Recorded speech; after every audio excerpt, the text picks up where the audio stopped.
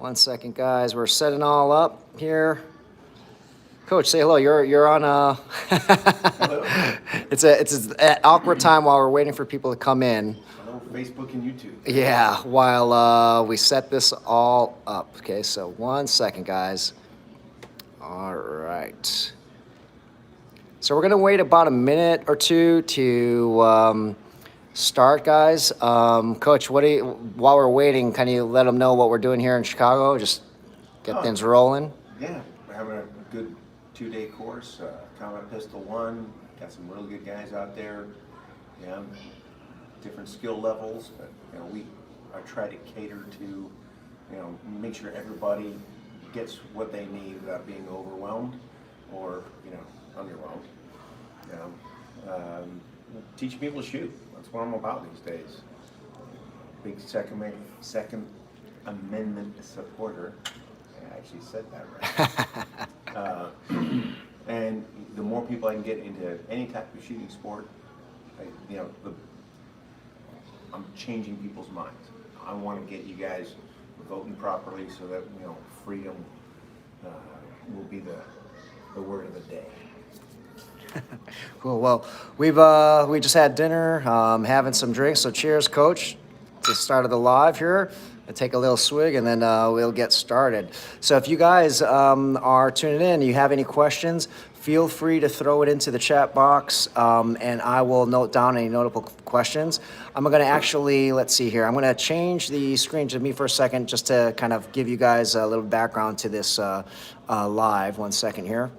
So we're out live on Instagram and YouTube, just so you guys are aware. So this Ask Me Anything has turned into an Ask Me Almost Anything, okay? And the reason being is, there's certain things that Coach may not be comfortable talking about, and you can use your imagination. We have no idea who's tuning into these lives or anything like that. So just keep that in mind. All right. So we're going to wait just a minute longer for people to join us, and then we'll start the live. So I'm going to turn the camera to Coach again, so you don't have to see my ugly mug. Okay. It's better than mine. All right, so hopefully the connection is good and you can hear us well. And good night from Trinidad, TTO Clark. And so we'll start in about 30 seconds. So we're just waiting for people to roll in. If you do have questions, throw it in the chat box. So we do already have some questions rolling in. And depending on how many people show up, guys, just keep in mind, we might not be able to get to everybody, okay? This is the first time we're doing a live in a long time, and I've already had a lot to drink, okay? So, so this is interesting. So I'm noting down, noting down these questions. Okay, guys, we'll start in a minute. 1 second, I'm taking one more swig of my beer. Okay. All right, since this just popped up, I mean, there's a lot of questions, but you already threw up a question here so what's that on your watch, Coach? What's that on your watch? What's that on my watch? Or what's that on your wrist? What's that on your wrist? Okay, so. You get a lot of questions about that one. Yeah, we do. And all right, it's real simple. I took a NATO strap, okay? This is Garmin Fenix 5, okay? I like working out with it. It gives me my mileage. It tells me, how I sleep. It's got all this good things, and it's pretty bomb, right? But it runs out of juice fairly quickly. So I don't always recharge stuff. I'm not a big tech guy. So I always have an analog watch on this side, so I always know what time it is. And right now, that's California time, and that's Chicago time, because this one updates and this one doesn't. And then, of course, you always need a compass on your wristwatch, just so you know. Just in case you get lost. Yeah. In case you find your way home. All right, so yeah, more and more questions roll in, and that's awesome, guys. If you do have questions, feel free to throw it up in the chat box or in the comments. 1 second here. Let me see something here. Oh wow! So this is the first time we're doing a YouTube live too, and I don't know what the hell I'm doing. So I'm now seeing things come up. So okay, cool. All right. Okay, so here's a question. So there's this actually, I'll start off while we're waiting for other people to come in with a question that I have. So, Bill Rapier, who was a teammate of Coach, told me a story about one time they they thought Coach was dead on some mission, right? They just thought they thought he was out. They thought he was dead. So, Coach, can you tell us about like what what was that? Like what happened? I won't mention what country it was in, but we were doing a nighttime, see who was home, right? And big sneaky deal, you know, we rolled in at about 3 o'clock in the morning, and we had some helicopter issues. Won't go into those, but it was advertised as a 20-foot rope, right? So I had nice light gloves on, all sexy, ready to go. I was the last guy off the bird, and as I looked down, I could see the rope went all the way down and went right in the middle of the roof where we were going. So I kick off of there, and of course it was a 100-foot rope, and there was maybe 10 feet of it on the damn deck. So it was a lot, a lot farther than 20 feet. So my hands got a little warm, stopping. And when I hit the deck, I let go of the rope, hot, whatever. And then as I reached down to get my gun, I stepped backwards. Well, I thought I was in the middle of the roof when actually where I landed, I was just on the edge. So when I stepped back into nothing. And just fell backwards. And the last thing that goes through your head when you die, I know. I was like, oh shit, I'm dead. It was no judgment, it was just like, whatever. Okay? I got bashed up a little bit, and then everything stopped. And the next thing I realized is, oh shit, I'm not dead. So I'm laying there. I landed on my back. Actually, I fell off a 2-story building. Okay, I hit the edge of the 1st story awning on the way down, spun me all over the place, and I landed on my back. When I hit, my camelback burst. So the guys, like Billy, up there, they looked over, and all they could see on nods was me laying there in a spreading black pool of liquid going, oh, well, I guess Coach is dead. How the fuck can we get off this roof? And I figured out I wasn't dead. Right next to me, there was some animal in this little pen that was made of sticks that was going nuts because of the noise of the helicopter. So I'm like, man, this cow's gonna come out and just stomp me to death, so I gotta get up. I can't wait for the backboard. Right, so I did a quick systems check, wiggled my toes, and I went, ooh, back hurts, but okay, whatever. Got up and I made my way over so I could cover, there was a footpath that wasn't on any map, so it just ran off down through this courtyard, and I could look up and see our comm guy, and I just held there until our guys cleared down to the bottom floor. And then I met up with them, and I got extracted the next morning because I couldn't walk, my back was jacked up, I had a big hematoma on my shin.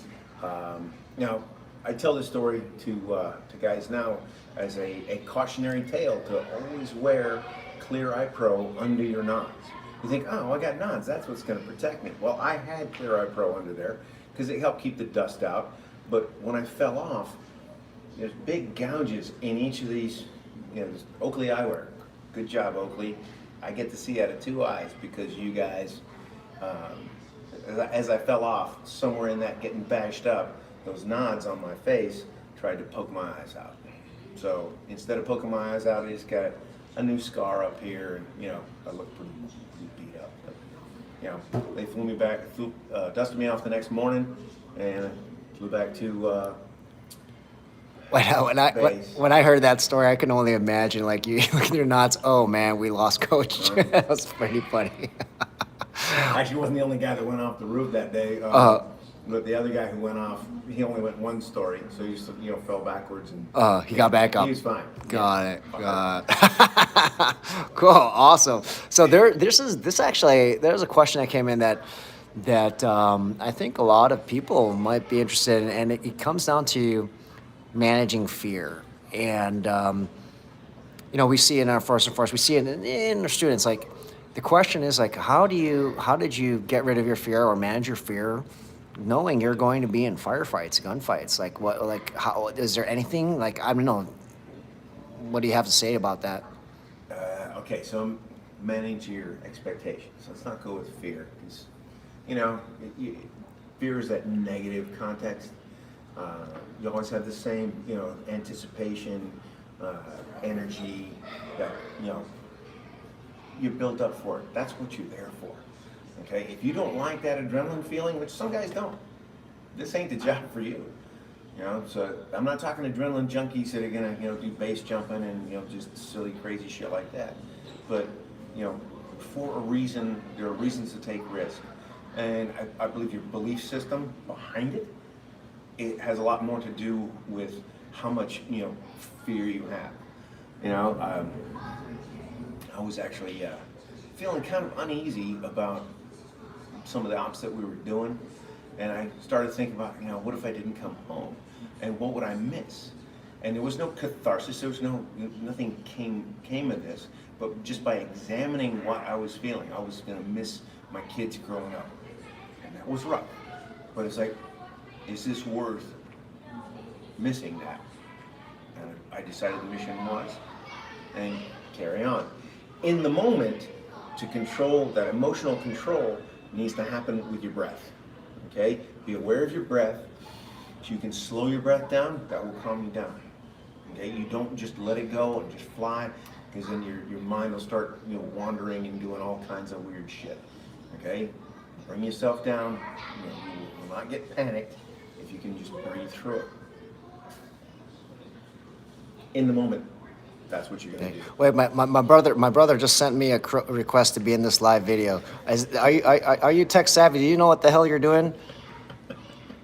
Yeah, I think you sent a request to be in this live, but you didn't really mean to. So I'm not going to put you on the video with us. But my brother asked, what is Coach's favorite flavor of White Claw? Yeah, proud to say I've never had a White Claw. And when I drink alcohol, it's either beer or... Truly. Which is White Claw's competitor. some sort of whiskey. And I consider a mixed drink, putting ice in it. Okay?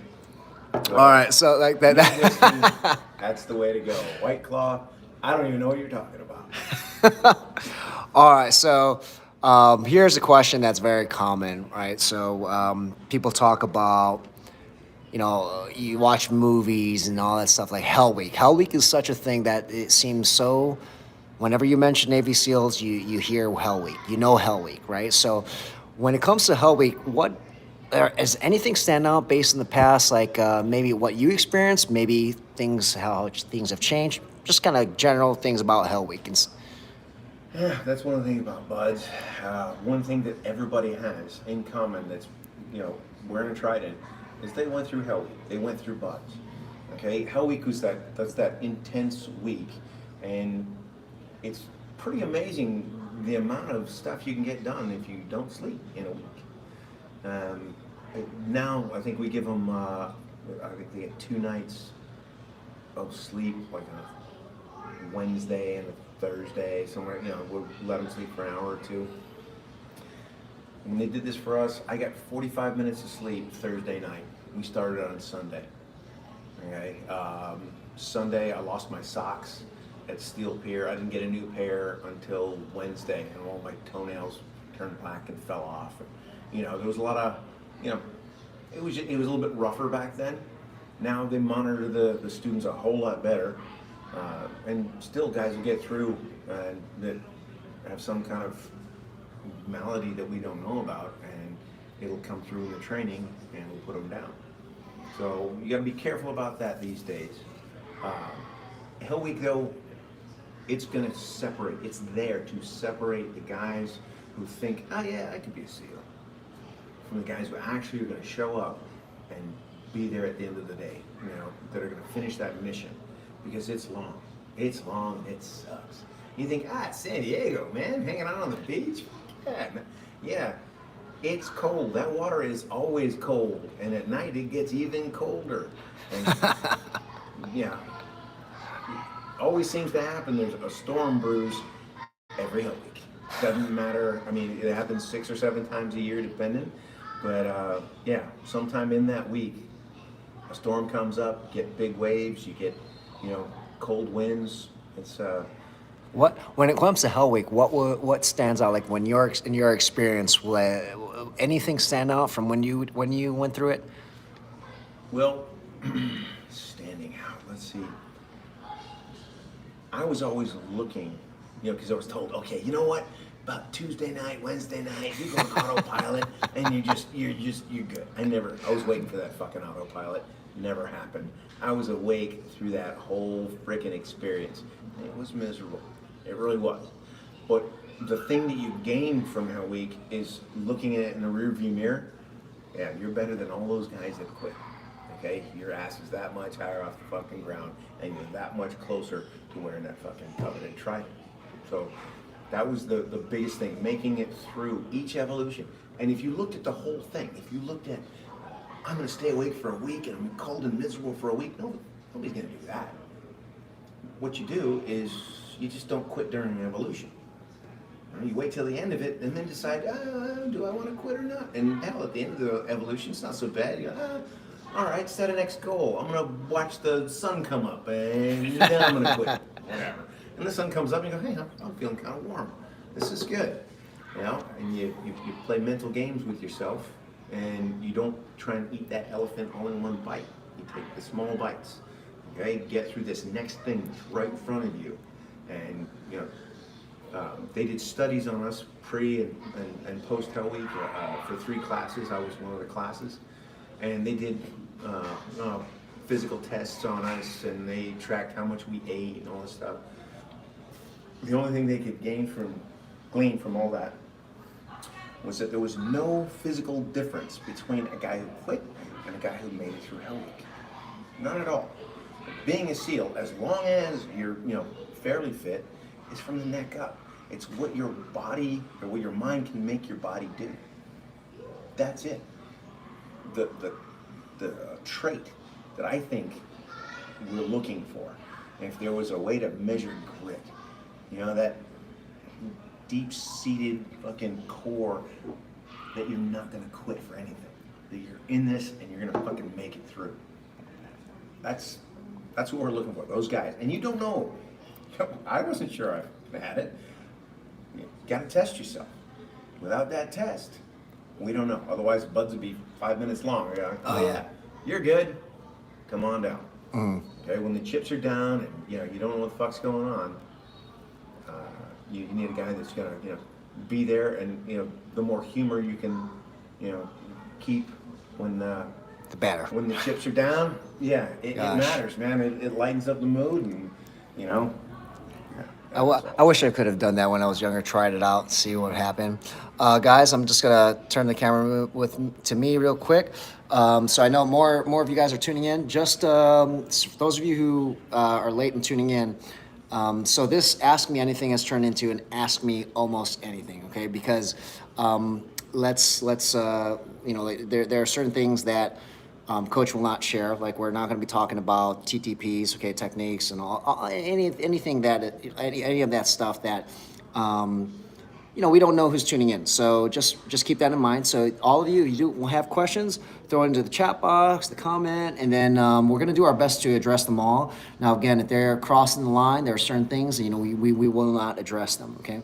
But there's a lot of good questions here so far, but if you do have something, throw it in there. And since there's so many people throwing in a lot of questions, it's going to be hard for us to, I'm actually using it on my cell phone, right? So we're in a hotel, we're not really set up for this. So I am going to miss questions, okay? And I've had a lot to drink, so so I'm going to miss questions, okay? All right, I'm turning back I'm just clarifying. So I'm turning the camera back to Coach. Okay, so I lost that question here. So we'll take another one first in the time being. All right, since this is a common one. Favorite gun, not for the mission, but your favorite gun. Pistol and AR. Let's start with the pistol. Okay. Pistols. And why? I gotta go with any SIG. Okay? Especially, I grew up with the 226. Okay? Shot that thing, I've got probably 500,000 rounds, maybe a little bit more, shot through a fucking 226. So I tend to, that's how my grip naturally goes. When we went to the Glocks have a little different grip pitch. You got to get used to it. Not going to be my favorite. my favorite right now is the 320, and with a Wilson Combat grip, you know, the X Carry version of that with a Wilson Combat grip, sweet ass trigger. Thing's awesome. Small enough to carry concealed. It's on my card, but also it's full size. I can fit my big meat hooks on there, and then they're not, edging over the side. So, the 320 for now. That's my pistol. That's the one I go to all the time. How about your go-to rifle? Like it doesn't, again, not based on the mission, just like, you just love to shoot it. Just over the top. Okay. When we did Iraq and Afghanistan, I think as well. Yeah. Afghanistan had slightly longer barrels, but with Iraq we had the 10-inch, that 10-inch AR. They call it the Mark 18 now. I don't think they had a name for it back then. 10-inch AR with a suppressor on it. Smooth. That thing is a good, versatile gun, good for indoors. You can still reach out to 300 yards and, put a pill in a guy. And after 300 yards, I wasn't too concerned about it because most of the urban stuff we were doing, you weren't going to get that kind of distance anyway. Mm-hmm. So, now if I could own one, California doesn't, let us own SBRs at all. That would be one that I would build, definitely. Got it. So here's something. Here's a question. So Coach is, is a breacher and assaulter, but if you guys have tuned in to our social media, I'm going to be doing. I'm just going to turn the camera to me. Just a quick second here. You guys know that I'm going to be doing some stalking and I'm doing some sniper training now. And so I'm going to be doing an episode of that, but Coach has always been a breacher and assaulter, right? So he never went to sniper school. So let's turn it back to Coach. So Coach, why didn't you ever go to sniper school? Because I didn't have a crystal ball. I couldn't go, yeah, sniping's going to be really cool. Because in my first platoon, I remember this vividly. It's like, okay, guys, you want to be snipers? You go here and you watch them, and they scribble, they'd scribble, and they take one shot, and then look through some glass, and scribble. And I was like, the rest of the guys, we're gonna go over here and kick down doors and shoot a bunch. And I was like, that's way better. It was way more fun. So that's what I got caught in the whole breaching thing. Just because if you can't get in, you can be the baddest ass in the world, but if you're on the wrong side of the wall, you ain't getting in. So breaching, being able to make a hole in a wall and knock down a door, and then you get to be part of the assault team. You're right in there, in close, not taking one shot and then spending 10 minutes scribbling about it. But of course, this was. I turned out sniper school in 88, 90, I think 96. Okay, so these are it was offered to me, and I was like, nah, I'm good. I wanna do this. Okay, that was pre-war. Once the war started, snipers started getting a lot more work, and it was a whole lot better job. But what are you gonna do? You probably just didn't like the fact that if you were stalking, you had to pee and poop on yourself. That's part of it. Pee and poop down. Yeah, even without it, right? All right, so this is a question. So this is something that was kind of went around on social media a few years ago, and then has been popularized again recently. The 36-yard zero. I'm not sure if you're familiar with that. But it is something that it's buzzing again. Do you know much about the 36-yard zero, and what are your thoughts on the 36-yard zero? I think that's getting a little too technical. A little too technical. Honestly, the 5.56 round. If you there's two major ways of sighting it in: 25 yards and 50 yards. That's what's been around for a long time. The 25, the bullet's rising as it goes up through 25, and it's coming down through 300. But there in the middle, at 150 yards, you could be maybe 13 inches high. Well, if you got a headshot on a guy at 150 yards and you hold right on him, he's going to just, you know, part his hair, and that's about it. Okay, so we use the 5200 zero because at the middle of that arc, you're at about 2 inches high. So 2 inches high is plenty good. Okay, that's still going to be a good hit on a human. So from basically 0 out to 200 yards, I'm not making any adjustments. I'm not holding anywhere. I'm holding dead on and taking my shot. I'm going to either hit him right where I'm aiming or 2 inches high, back on him again. Okay. Now, when you get to 36 yards, okay, what's the difference between 36 and 50? What are the advantages?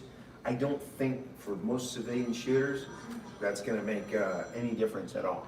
And it just seems to be, to me, get into the weeds. Sight in for 5200, and you're good to go for most ranges that you're going to encounter, especially as a civilian. Yeah, I've had that conversation where it's kind of splitting hairs for a civilian. So I mean, it's good to have your take as well on it. Here's a question, in terms of fitness programs that just came in, like anything that you've been following that kind of. I'm going to add to this question. The question specifically was like any fitness program. What are you doing? But I'd like to know: is there anything that you learned from the teams that you think is something like, I don't know, I'm just going to use the word phenomenal, that like you've carried on and used it because you saw a tremendous effect from it? Yeah, the short answer is nothing really from it. Nothing. Okay. I mean, a good old circle PT, and I think they ran the guys too much, but. I'm not built like a runner. I'm not a runner. I like kettlebells. You look at strong first, anything Pavel does, kettlebells are good functional strength. Back when I was starting out, there was 2 ways you could go. You could become a triathlete or a bodybuilder. Those were the 2 different ways to go. And I was crap at running, so I started lifting. I grew pretty fast. I was in my early 20s, and I went from 143 pounds, which is I weighed through high school and buds. After my first deployment, I went from 143 to 175 in about 6-7 months, and I was just lifting and eating like it was going out of style. And I just gained all kinds of muscle and was able to do a lot more. And that was just straight up bodybuilding stuff. Had I known better and had it been available to me, I would have started with kettlebells back then, because they just make sense. You can do so much with them. It's functional strength, not pretty freaking big muscles. Who gives a crap about that? You want something that's going to work for you. Now, as I've gotten older, I found that flexibility becomes more important. And then actually just recently, it was actually a suggestion from one of the commenters on one of my videos. I made a mention that my knees weren't all that good anymore, and that stepping over stones wasn't a good idea, so I stepped around them. He said, check this guy out. So checking out Knees Over Toes Guy, right? And he's got a really good setup for maintaining good flexibility and strength through the full range of motion. So, strong first for lifting and getting big, and functional strength, and Knees Over Toes Guy for just bulletproofing your joints. Cool. So guys, people who are tuning in, so we got a lot of questions. So some of you are already doing what I'm going to suggest. Post your question multiple times because I'm losing the question in the sea of questions. Okay, so post your question multiple times. All right, so that increases the chances of me seeing it. So this question was for you. Before you got into the teams, what rank were you in the Navy? I was a photographer's mate. Photographer's mate. And I was a reservist. Because when I joined the Navy to get money for college. I didn't know what a fucking SEAL was. And I went to boot camp thinking boot camp was going to be hard, because everybody talks about, oh, boot camp, and it was so freaking stupid and easy. I was like, what else have you got? Because I was kind of looking for a challenge. And the company commander was like, oh, we got this UDT SEAL thing. I'm like, what's that? Well, you get to shoot guns, blow stuff up, and jump out of airplanes. I'm like, fuck yeah, sign me up. And that's what I did. The rest was history. Yeah, that's when I started training for it. And like, oh, what do you got to do? There was no information. Nobody knew. I mean, at one point I called up the SEAL motivator, right, in Washington. And I was like, all right, hey, I want to be a SEAL. He was out, but his secretary was in. And she's like, why do you want to do that?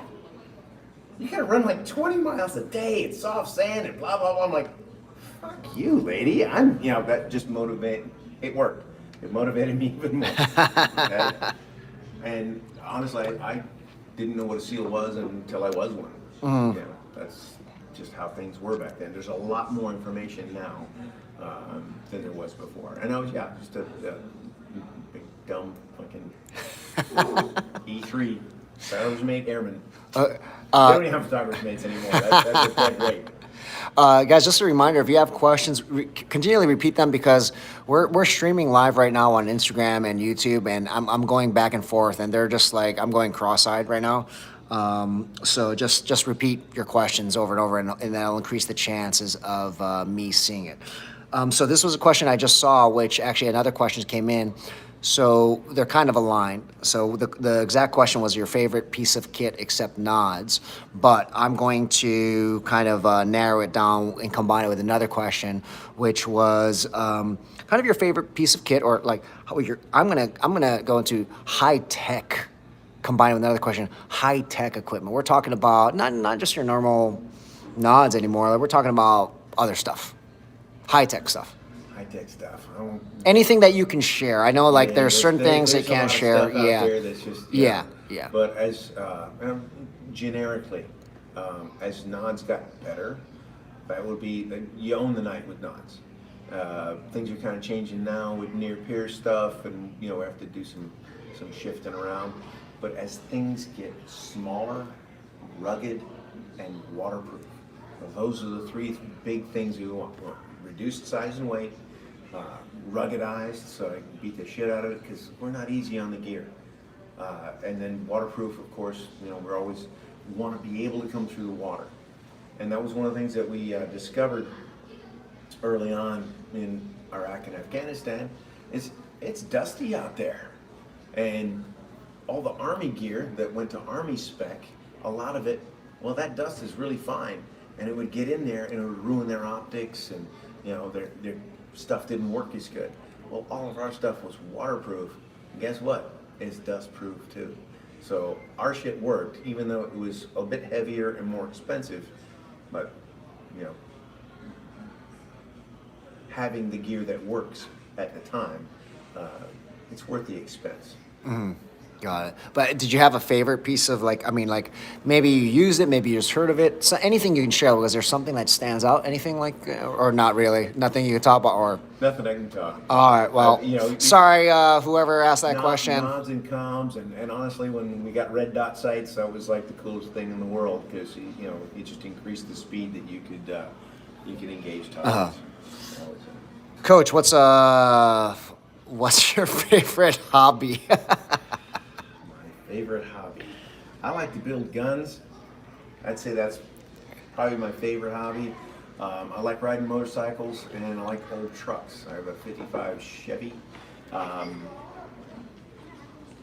not a mechanic. I suck at being a mechanic, so I just have to make money someplace else and pay my mechanic to make my vehicles run.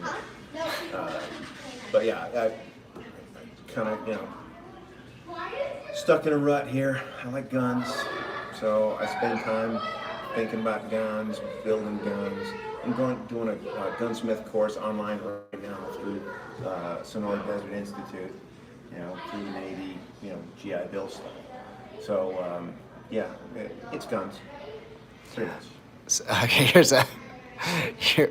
One second here. Okay, here. So there's a two-part question. All right. One is one movie that stands out about Navy SEALs that is not true and why, or just kind of like stands up top of mind and like it's just not real. Yeah, okay. None of them are true, even the ones that get really close um, to some of the actual aspects that we do.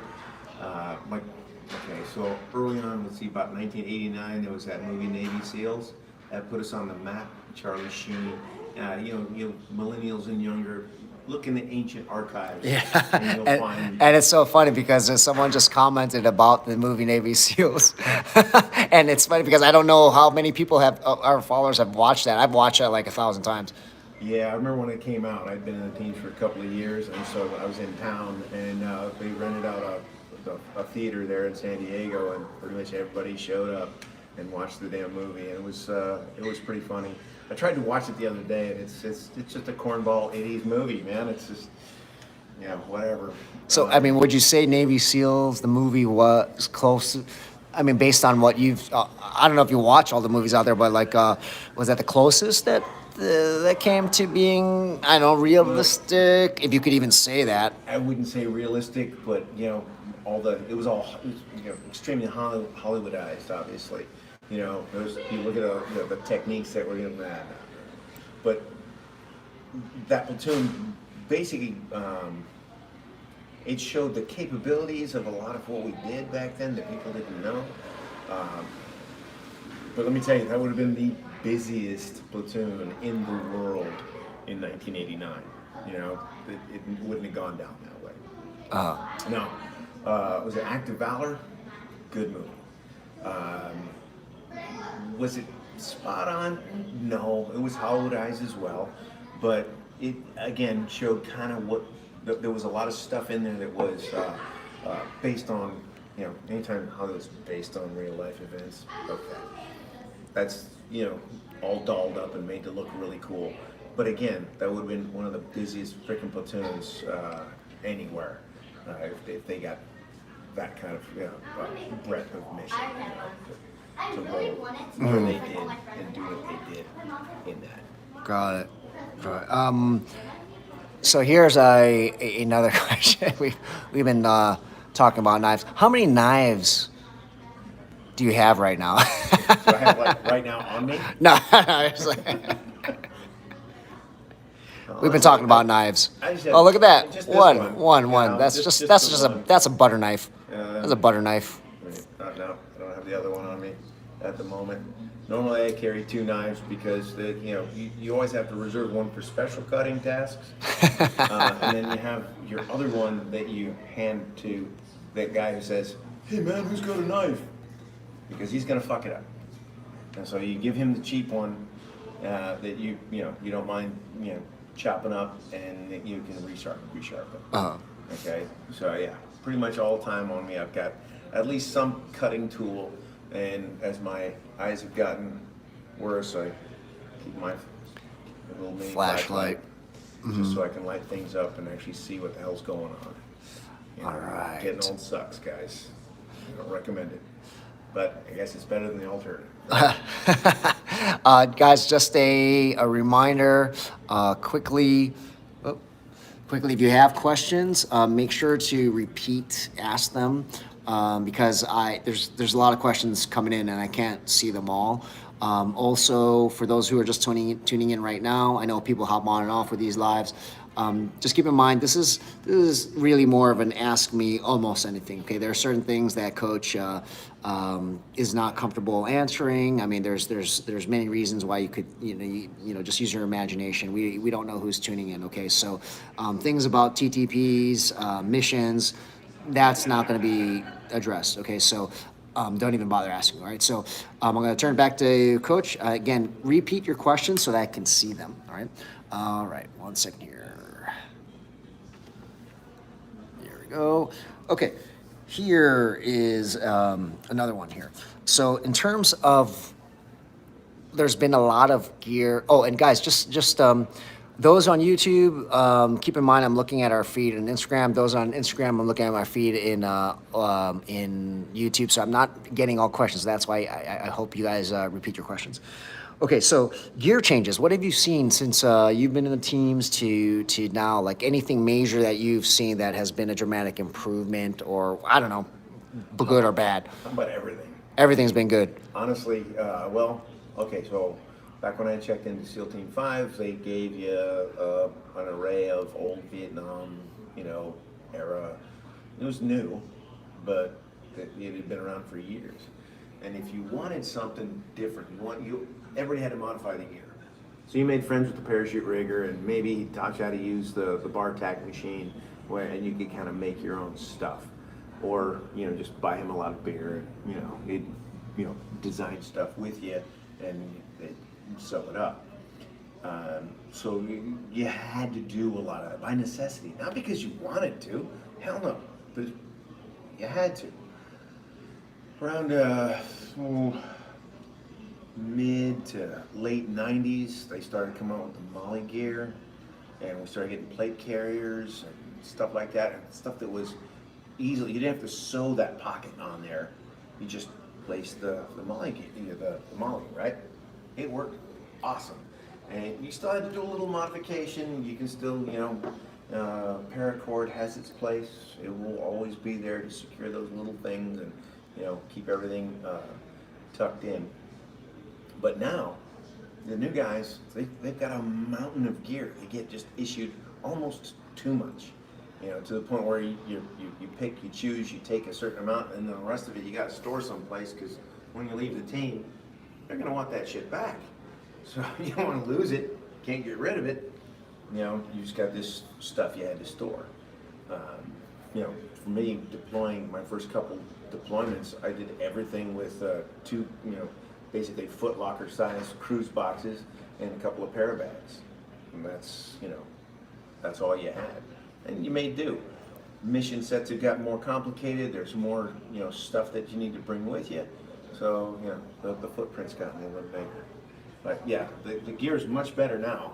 It's just, you gotta pare it down and kind of focus on. You still build a rig for, say, over the beach operations, and one for CQB. And maybe you combine the two a little bit, land warfare. Depending on the mission, you want to have all that kit put together and ready to go in a bag. So that's the bag you grab, and off you go. Mm-hmm. Yes, I mean, some people are commenting, they kind of agree. I mean, like, there's been a lot of improvement. I imagine, like, it's just going to always improve, right? So here, this is kind of like off topic of the tackle side, but do you hunt? Do I hunt? Yeah, and if the answer is yes, would you ever want to come out to Idaho and hunt archery elk with us? Archery elk? Oh, that sounds like a good time. So yes, however, these days I am busy. It's insane. It's hard to get away from anything. Depending on, I've got a job I love, but it's fairly intense and takes me away from family a bit. So when I come back from there, I've got my wife, my daughters, and I got 3 grandkids now. So that kind of stuff takes up priority for my time. And then shortly after, or a close second to that, is teaching people how to shoot, because I think more people need to know this. So if I can break away, yes, I have hunted before. I wouldn't consider myself a hunter, but I have rifles that I could use. I used to shoot bow a lot when I was a kid. I was in a Junior Olympic Archery Development Program back in San Jose in the early 80s, I was actually pretty good. I had a shitty old fucking recurve bow, but I could print a nice neat pattern, Anyway, so yes, I'd love to come out to Idaho and hunt. We'll see. All right, guys, we're going to go on for about max 15 minutes more. All right, so that'll make it 1 hour here. I know there's a lot of questions and questions that we've probably missed too, but just for those of you, again, just tuning in right now, repeat your questions because I mean, I can't scroll up all the questions, so I'll do my best, all right? We didn't even plan this very well, so I'm holding the phones. It's two phones, and I'm getting fatigued. It looks pretty ridiculous. Yeah, yeah. Honestly, yeah. So I'm doing this for you guys. So you get some face time with Coach and you can ask some questions. So, all right, here let's see here.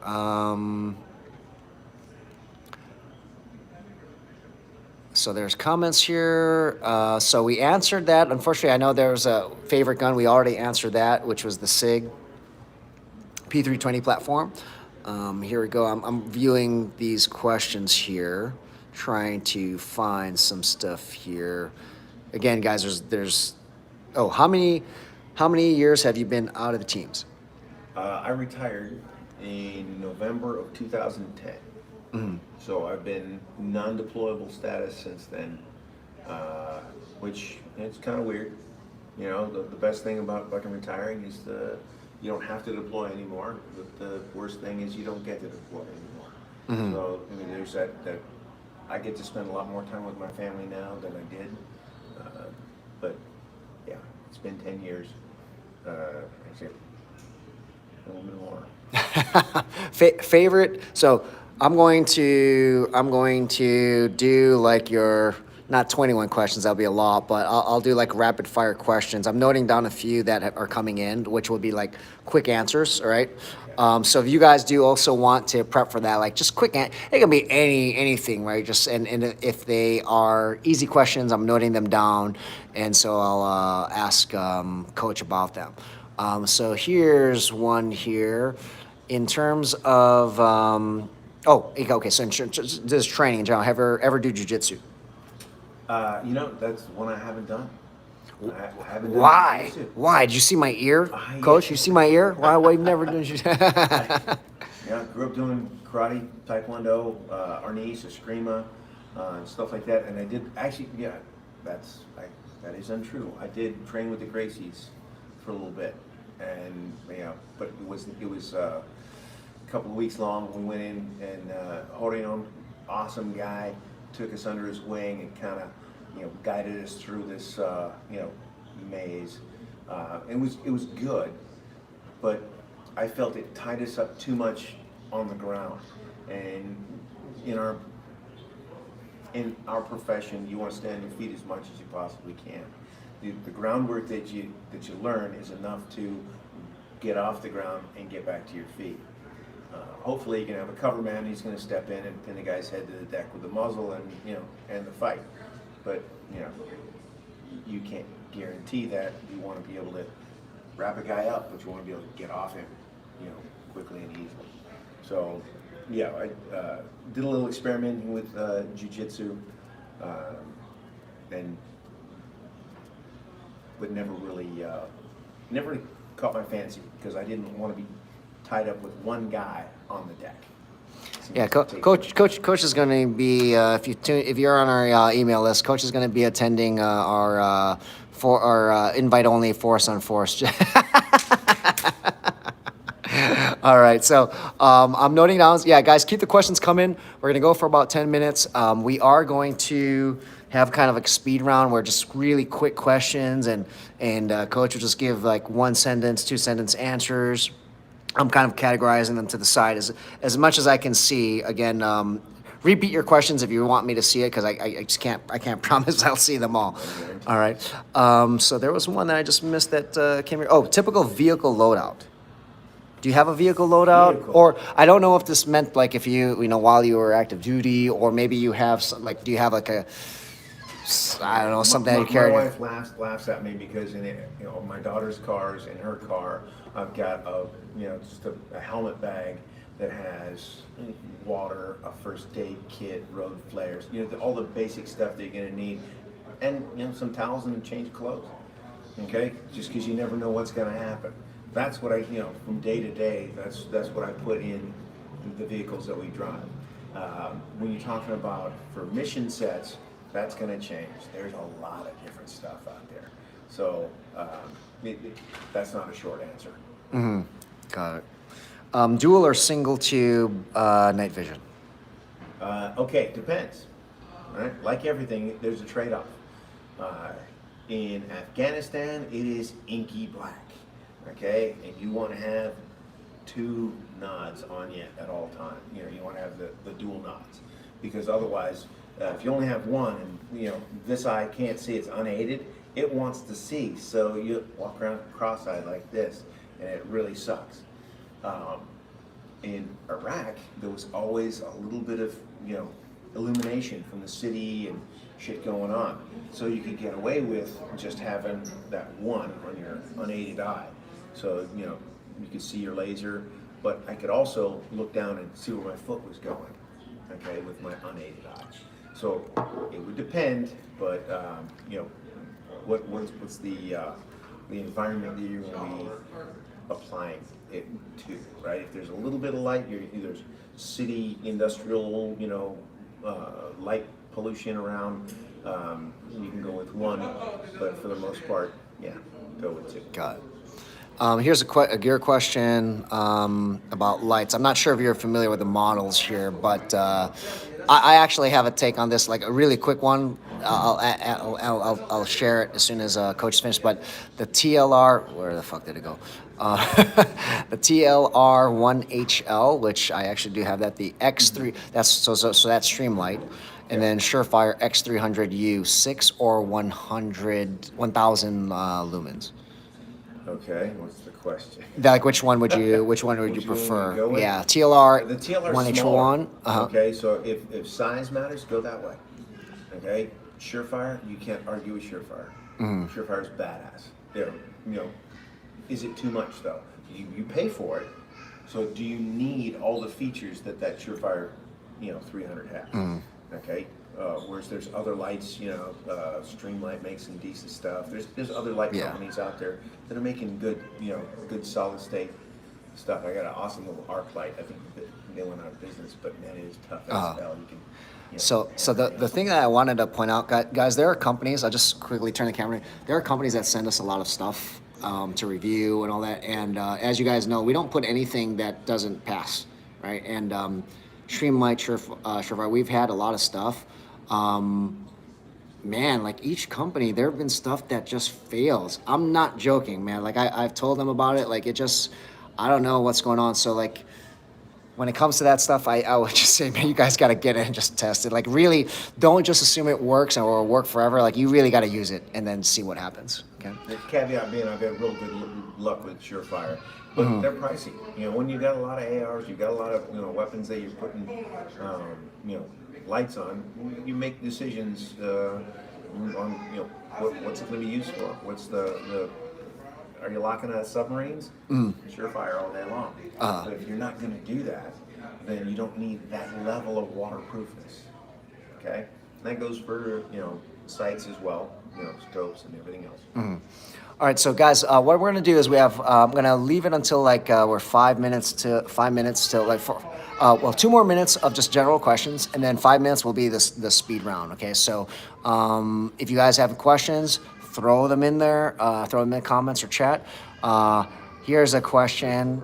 Have you ever been in a helicopter crash? Not a serious one, but oh shit, you've been in one. in a few, yeah. We got shot up pretty good in a 47. It did, it was a crash landing, but then they were able to take off after they dropped us off. We knew something was up as we came in. The wheels touched down, and normally that ramp on the back of the CH-47 goes down like hydraulics to go like this. It went plang and just fell. And as I went running out, I got drenched when hydraulic fluid slipped onto my ass on the ramp and scooted into combat like a dog with worms. Okay, and it was pretty hilarious at the time. It was laughing as I was running through, listening to rockets go off. But yeah, so that was probably we had a few rounds come through the fuselage on insert on that one as well. The second helo that came through got hit a lot worse than us. None of our guys got hit, but the crew chief took one through the head. Survived, but yeah. Wouldn't call it a proper, helicopter crash, but it was pretty exciting. There've been a couple near misses as well, but we won't get into those. All right, guys. So we are approaching our last 5 minutes. So throw in any kind of like rapid fire questions that you want. I'm noting a few down that I can see. Some of these questions I don't know if they really apply to Coach or like we'll see. Like for this one just popped up.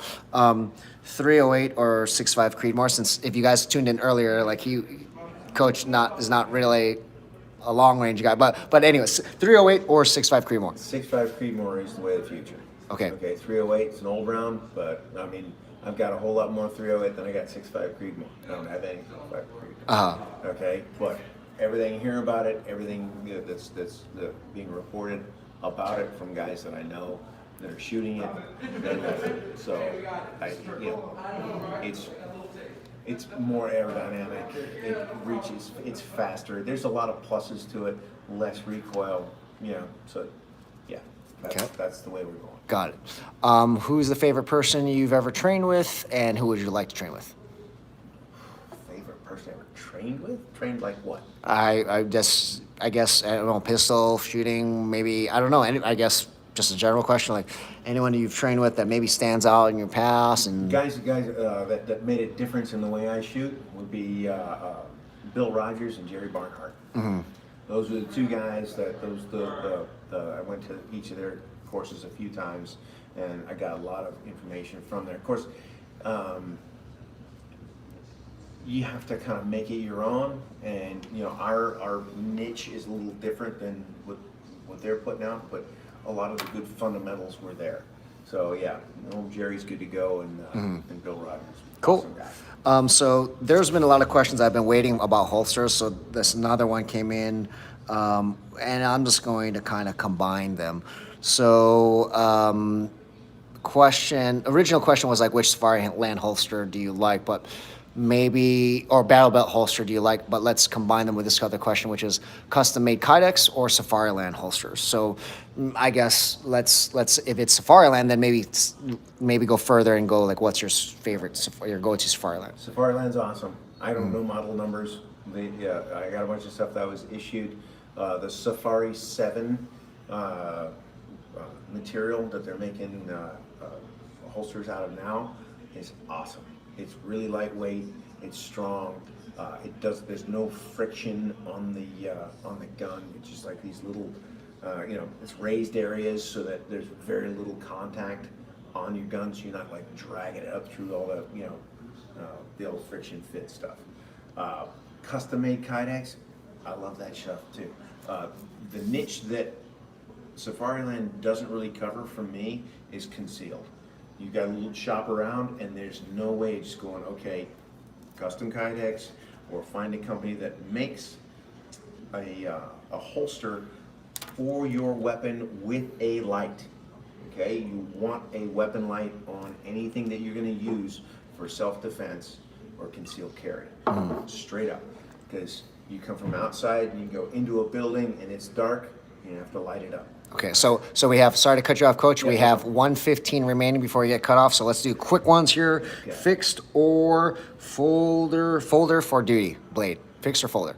Quick answer. Duty blade fixed. Fixed. Okay, cool. All right, another one here. Off duty. Another one, quick. What? I don't know if this is quick, but what are we doing for Father's Day? Drinking. I don't know. Yeah, I'm going to be on the road for Father's Day, so I'm going to be drinking and calling my dad. He's 83, still alive, and I'm expecting a call from all three of my daughters. So all right. See what happens. Okay, so we got 30 seconds. If you can do this, top 3 SEAL movies, even though we've already talked about, but top 3 that stand out. Top 3? Well, Navy. Oh, top SEAL. 1. Oh, yeah, Navy SEALs. Top 1 are Act of Valor or actually Navy SEAls. And G.I. Jane. No. G.I. Jane's actually a good movie, but It's it okay. sucks. It's so stupid. It's like, but yeah, they did a really good job cinematographically with it. Yeah. All right, guys, we're getting cut off soon, so thanks for tuning in. We'll save this, archive it, and thanks, Coach, for taking the time to just humor us. Thanks a lot. Appreciate Thanks it. a lot.